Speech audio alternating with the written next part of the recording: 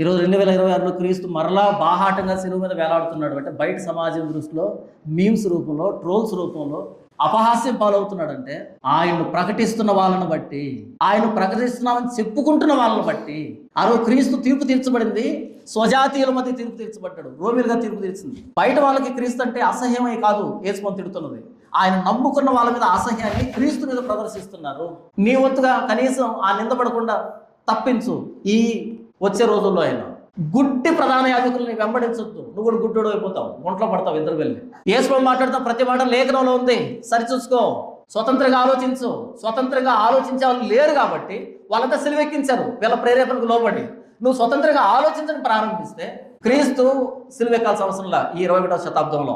పేరుకేమో విస్తరించిపోయింది క్రైస్తవ్యం. Bible పాటించేవాళ్ళు, Bible ప్రకారంగా ఆలోచించేవాళ్ళు, Bible భావజాలం కలిగిన వాళ్ళు లేరు, గొర్రెలు అయిపోయారంతా.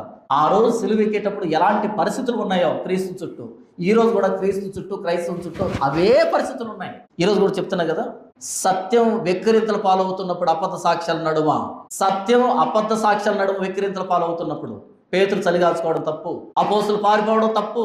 3.5 సంవత్సరాలు ఆయన వెంట పెట్టుకొని తిప్పింది సత్యానికి సాక్షులుగా ఉండడానికి. కానీ ఆయన పక్షాన సత్యం పలకాల్సిన వాళ్ళు చలిమంట కాచుకుంటూ ఉంటే, అబద్ధ సాక్ష్యాలని ఆయన మీద నేరారోపణ చేస్తూ ఉంటే కొంచెం కూడా మనసాక్షి చివుకు మండగా మీకు నా బాధ అనిపిస్తుంది. మిగిలినటువంటి క్రైస్తవ పాశం చూసినప్పుడు ఎందుకని సైలెంట్ అయిపోతున్నారు? ఏమైనా అనుకుంటారా జనాలు? క్రీస్తు సిలువనెక్కింది, ఇలాగే మీరు కూడా సిలువ ఎక్కితే కానీ నన్ను వెంబడించలేరు అని చెప్పడానికి. ఇలా మీరు కూడా సిలువ ఎక్కకపోతే సత్యాన్ని ప్రకటించలేరు అని చెప్పడానికి. ఇలా సిలువ ఎత్తుకోకపోతే నా శిష్యులుగా ఉండలేరని చెప్పడానికి. ఇది నా సిలువ, మీ సిలువను మీరు ఎత్తుకోవాలి, నన్ను వెంబడించాలి అంటే. ఈ రోజు నుంచి మీరు కూడా ఇలాంటి సిలువనే ఎత్తుకోండి. ఎప్పుడైతే సిలువ ఎత్తుకోవడానికి సిద్ధపడతావో స్వజాతి, నీ సొంత ప్రజలే నీకు విరుద్ధంగా తీర్పు తీరుస్తారు. నిన్ను వెంబడించే వాళ్ళే చలిమంట కాచుకుంటూ ఉంటారు నీ కష్టాలు చూసి. నీ చేత అద్భుతాలు స్వస్థం చేసుకున్న వాళ్ళే నీ మీద కేకలు వేస్తారు సిలువెక్కించమని. నువ్వు చెబుతున్నది లేఖనమైనా సరే దేవదోషాన్ని ముద్ర వేస్తారు. అదే సిలువ అంటే.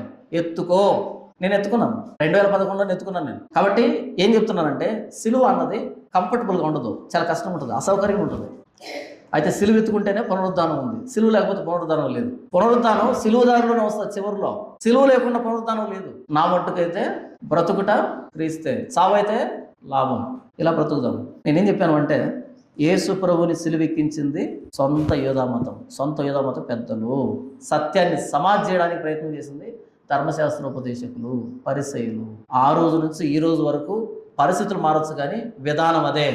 సత్యాన్ని సమాజ్ చేయడానికే ప్రయత్నం చేస్తారు సొంత వ్యక్తులే.